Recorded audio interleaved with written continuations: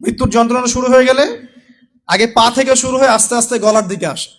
হাদিসে যেমনটা এসেছে, সূরা ওয়াকিয়ার মধ্যেও আছে যে পায়ের দিক থেকে যন্ত্রণা শুরু হয়ে আস্তে আস্তে আস্তে আস্তে এই গলার দিকে আসে, এবং আত্মাটা গলার এখানে যখন চলে আসে, এখান থেকে মালাকুল মউত আত্মাটাকে নিয়ে চলে যান। এবং চোখ দিয়ে তাকিয়ে থাকে মানুষ।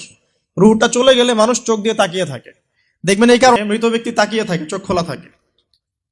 এবং তখন আসমান থেকে সিঁড়ি নামিয়ে দেওয়া হয়, ওই সিঁড়িতে করে আত্মা চলে যাচ্ছে, ও তাকিয়ে দেখে যে আত্মা চলে যাচ্ছে। মানুষ মারা যাওয়ার পরে চোখ জীবিত থাকে অনেকক্ষণ।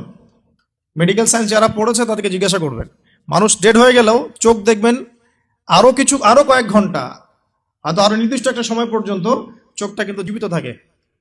এই জন্যে চোখ বন্ধ করে দিতে হয়। যাই হোক, যেটা বলছিলাম যে মৌতের যন্ত্রণা শুরু হয়ে গেলে তওবা করে লাভ নাই, তওবার দরজা বন্ধ।